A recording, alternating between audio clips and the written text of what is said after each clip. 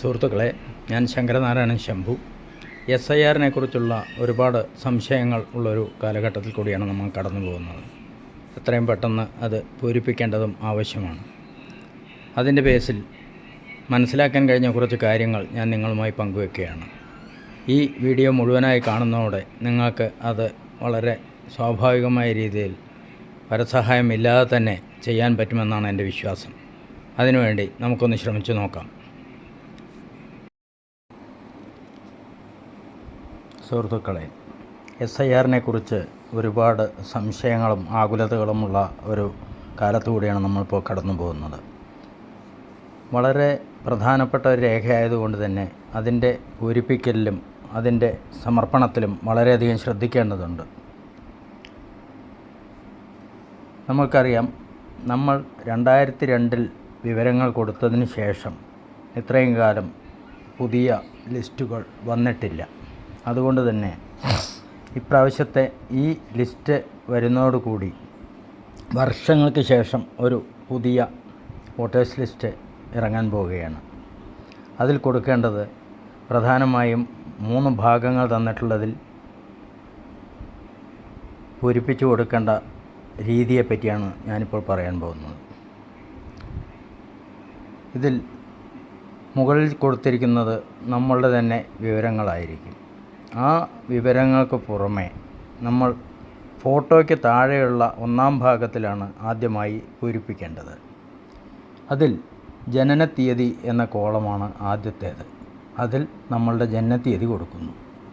അടുത്തത് ആധാർ നമ്പർ ഓപ്ഷണലാണ്, വേണമെങ്കിൽ കൊടുത്താൽ മതി എന്നുള്ള അർത്ഥമാണ് ഓപ്ഷണൽ എന്നതുകൊണ്ട് ഉദ്ദേശിക്കുന്നത്. എങ്കിലും അത് കൊടുക്കുന്നത് തന്നെയാണ് നല്ലത്. 3-ാമത്തേത് നമ്മളുടെ മൊബൈൽ നമ്പർ. നമ്മൾക്ക് മെസ്സേജുകൾ വരുന്ന മൊബൈൽ നമ്പറാണ് നമ്മൾ കൊടുക്കേണ്ടത്. 4-ാമത്തേത് പിതാവിൻ്റെ അല്ലെങ്കിൽ രക്ഷിതാവിൻ്റെ പേര് എന്നതാണ്. അത് നമ്മൾ കൊടുക്കേണ്ടത് നമ്മളുടെ വോട്ടേഴ്സ് ID കാർഡിലുള്ള കോളത്തിൽ പിതാവിൻ്റെ രക്ഷിതാവിൻ്റെ എന്ന പേര് എന്താണെന്ന് നോക്കി അതിലുള്ളത് തന്നെയാണ് ഇവിടെ കൊടുക്കേണ്ടത്. അടുത്തത് പിതാവിൻ്റെ രക്ഷിതാവിൻ്റെ എപ്പിക് നമ്പർ, അതായത് വോട്ടേഴ്സ് IDയിലെ അവരുടെ നമ്പറാണ് ഉദ്ദേശിക്കുന്നത്. അത് നമുക്ക് ലഭ്യമാണെങ്കിൽ കൊടുക്കുക. നമ്മളുടേത് ഈ ഫോമിൻ്റെ മുകളിലുണ്ട്, അതുകൊണ്ട് അത് വേറെ എഴുതുന്നതിനുള്ള സ്ഥലമില്ല. ഇവിടെ കൊടുക്കേണ്ടത് പിതാവിൻ്റെയോ രക്ഷിതാവിൻ്റെയോ എപ്പിക് നമ്പറാണോ, അതുണ്ടെങ്കിൽ കൊടുത്താൽ മതി. അടുത്തത് മാതാവിൻ്റെ പേര്, മാതാവിൻ്റെ എപ്പിക് നമ്പറും ഇതുപോലെ ലഭ്യമാണെങ്കിൽ കൊടുത്താൽ മതി. അടുത്തത് പങ്കാളിയുടെ പേര്, പങ്കാളി വിവാഹം കഴിച്ചവർക്ക് ബാധകമായിട്ടുള്ള കോളമാണ് അത്. അതിൽ അവരുടെ എപ്പിക് നമ്പർ കൊടുക്കണം. അതിന് താഴെ എപ്പിക് നമ്പർ എന്ന് പറയുന്നത് നമ്മുടെ തിരിച്ചറിയൽ കാർഡിൽ മുകളിൽ കാണിക്കുന്ന നമ്പറാണ്.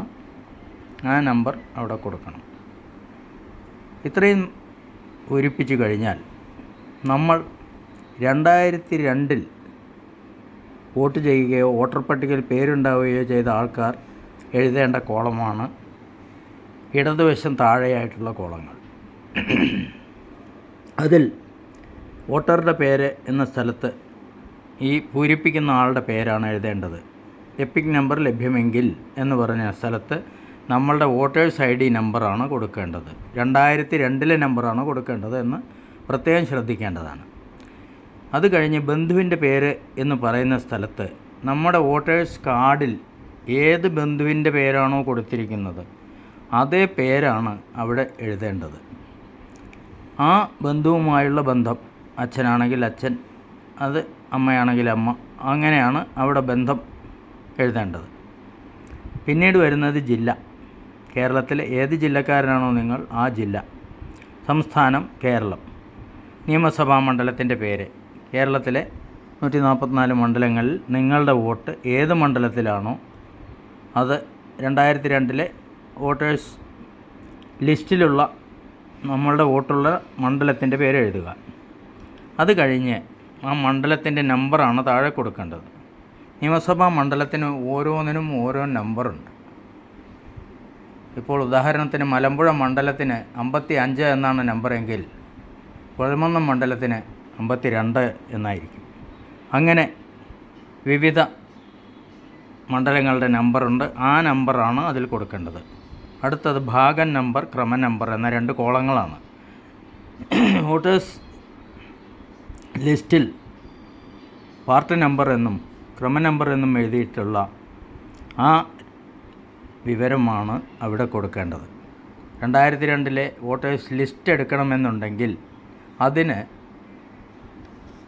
ഒരു ഫോർമാറ്റ് ഉണ്ട്. അത് നമ്മൾക്ക് ഗൂഗിളിൽ സെർച്ച് ചെയ്ത് കിട്ടുന്നതാണ്.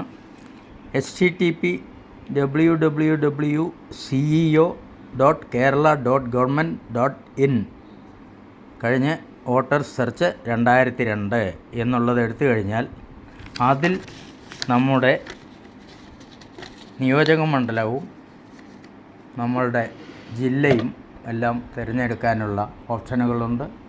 ആ ഓപ്ഷനുകളിൽ പോയി നമ്മൾ ആദ്യം ജില്ലയും രണ്ടാമത് നിയോജക മണ്ഡലവും കൊടുത്തു കഴിഞ്ഞാൽ പിന്നീട് വരുന്നത് നമ്മളുടെ പേര്, വീട്ടുപേര് എല്ലാമാണ്.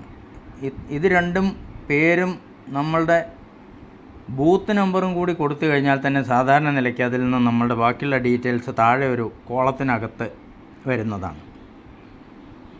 അതിൽ നിന്ന് നോക്കി ഈ ക്രമ നമ്പറും ഭാഗം നമ്പറും ലഭ്യമല്ലാത്തവർക്ക് തിരഞ്ഞെടുക്കാൻ പറ്റും. അത് ഒരു ബുദ്ധിമുട്ടുമില്ലാതെ തിരഞ്ഞെടുക്കാൻ പറ്റുന്ന ഒന്നാണ്. 2002 അഥവാ ഇതില്ല എന്ന് കരുതുക. അങ്ങനെയാണെങ്കിൽ ആണ് ഈ മൂന്നാമത്തെ കോളത്തിലുള്ള വസ്തുതകൾ കൊടുക്കേണ്ടത്. അത് കുറച്ച് ശ്രദ്ധിച്ച് ചെയ്യേണ്ട കാര്യമാണ്.